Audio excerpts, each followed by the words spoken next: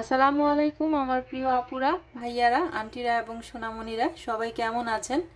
আশা করছি আপনারা দেশে এবং দেশের বাহিরে যে যেখানে বসে আমার এই ভিডিওটি দেখছেন, আলহামদুলিল্লাহ আপনারা সবাই ভালো আছেন, সুস্থ আছেন এবং নিরাপদে আছেন। আমরাও পরিবারের সবাই আলহামদুলিল্লাহ বেশ ভালো আছি। আবারও 2 দিন পর আমি মনিরাস ওয়ার্ল্ড থেকে আপনাদেরকে একটা নিউ লাইফস্টাইল ব্লগ নিয়ে শেয়ার করতে চলে এলাম। আশা করছি বরাবরের মতোই ভালো লাগবে। আজকে হলো রবিবার, ভয়েস ওভার করে ভিডিওটা আপনাদের মাঝে আমি আপলোড করছি। শুক্রবার শনিবার মিলিয়েই কিন্তু আমার এই ভিডিওটা আমি শেয়ার করেছি। 2 দিনে বাসাটাকে মোটামুটি পরিপাটি করে নেওয়ার চেষ্টা করেছি, সেগুলোই সব কিছু আজকের ভিডিওতে শেয়ার করব। আশা করছি স্কিপ না করে পুরো ভিডিওটির সাথে সবাই থাকবেন। তো এদিক থেকে ভিডিওতে ফিরে আসা যাক। এখানে আমি হলুদের গুঁড়া, মরিচের গুঁড়া, ধনিয়া গুঁড়া, জিরার গুঁড়া এগুলো বের করে নিয়েছি। এগুলো সব ভাঙিয়ে আনা হয়েছে রমজানের জন্য। আমার ভাবি 1 কেজি করে হলুদের গুঁড়া, 1 কেজি মরিচের গুঁড়া, 1 কেজি, 1 কেজি ধনিয়া গুঁড়া আর 1 কেজি জিরার গুঁড়া করে পাঠিয়ে দিয়েছে। তো সবগুলোই আর কি একটা বক্সে গুছিয়ে রাখছি, যখন রান্না করব তখন এখান থেকে নিয়ে ছোট যে আমার স্টিলের মশলাদানিটা আছে সেখানে নিয়ে নিব আর কি।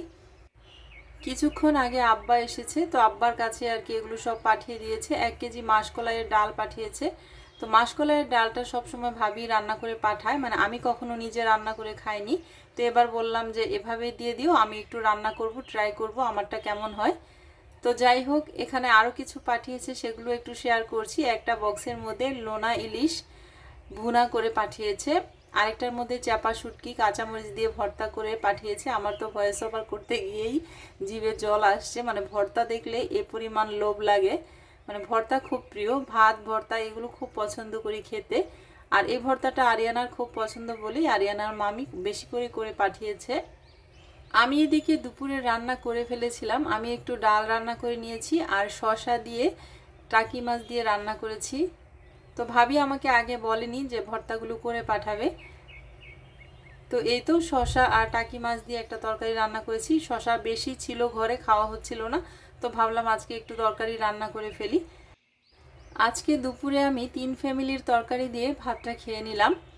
আমার ভাবি পাঠিয়েছে এখানে চাপা শুটকির ভর্তা আর নোনা ইলিশ ভুনা করে পাঠিয়েছে। আর এদিক থেকে আবার আজমাইনও নিয়ে এসেছে খাসির মাংস, মানে আমার বোন তুলি খাসির মাংস রান্না করে পাঠিয়েছে।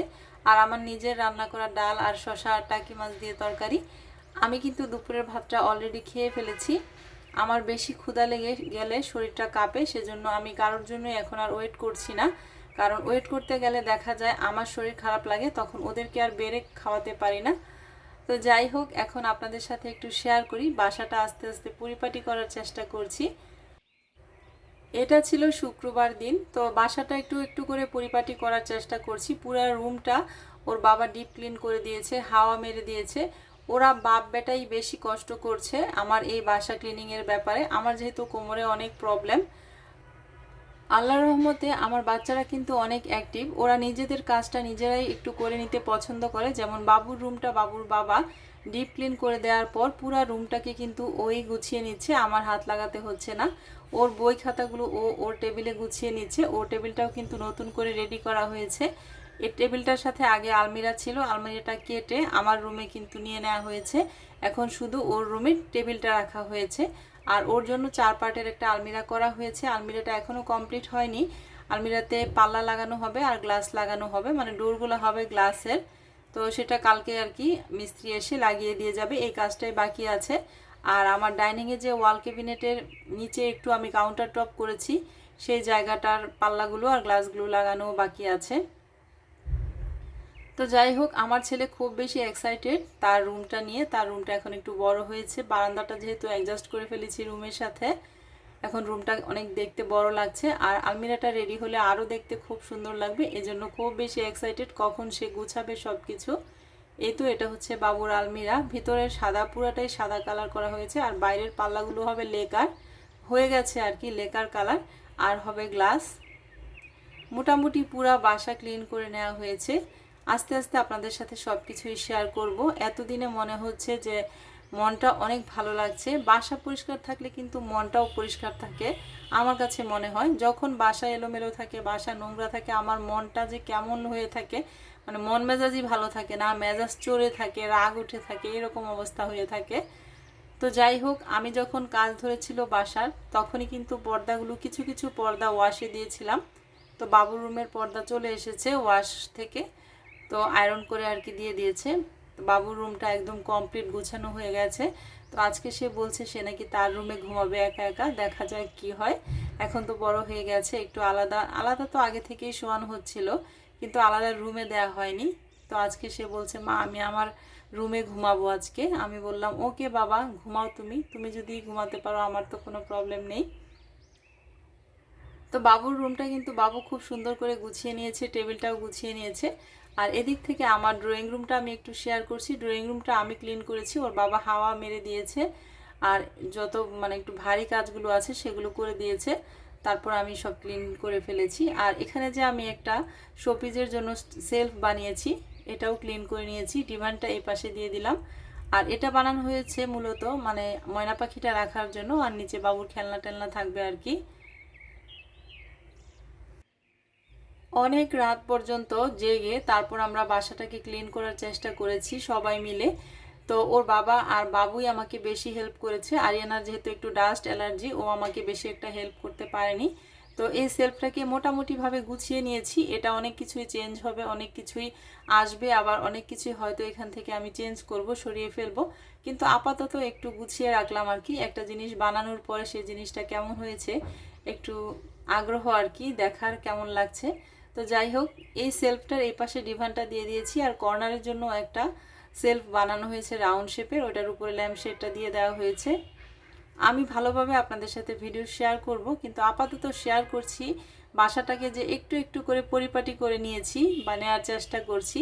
আর আমার মনটাও যে অনেক ভালো হচ্ছে বাসাটা পরিষ্কারের পাশাপাশি, সেটাও আপনাদের সাথে শেয়ার করার জন্যই আমার এই ভিডিওটা শেয়ার করা। আশা করছি আমার আপুদের কাছেও ভালো লাগবে, যারা আমাকে অনেক ভালোবাসেন।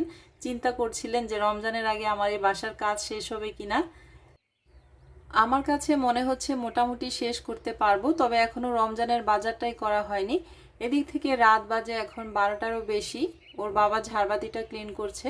অনেক আপুরা জানতে চেয়েছিলেন যে আপু ঝাড়বাতি কিভাবে ক্লিন করো। আমি বলেছিলাম যখন ক্লিন করব তখন শেয়ার করব।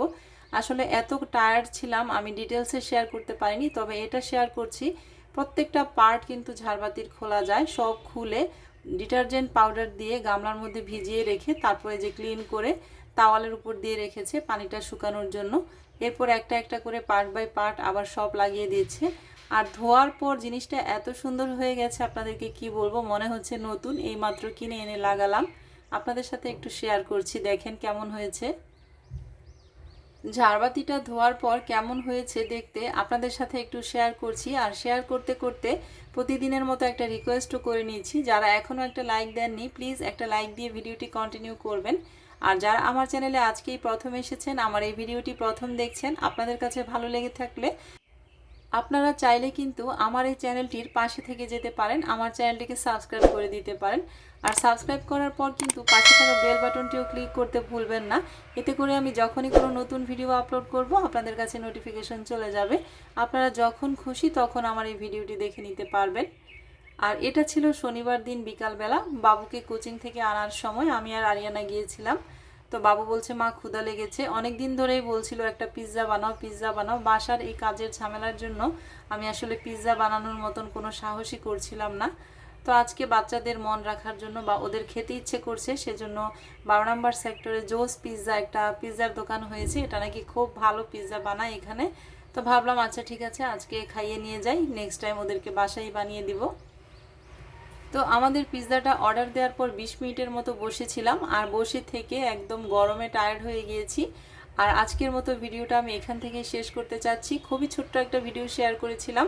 যারা আমার পুরো ভিডিওটির সাথে থেকেছেন, কষ্ট করে ধৈর্য ধরে আমার ভিডিওটি দেখেছেন, তাদেরকে অসংখ্য ধন্যবাদ জানিয়ে আজকের মতো বিদায় নিচ্ছি। মনিরাস ওয়ার্ল্ডের নেক্সট একটা ব্লগে আপনাদের সাথে দেখা হচ্ছে আবারও খুব শীঘ্রই। সে পর্যন্ত সবাই ভালো থাকবেন, সুস্থ থাকবেন। আল্লাহ হাফেজ।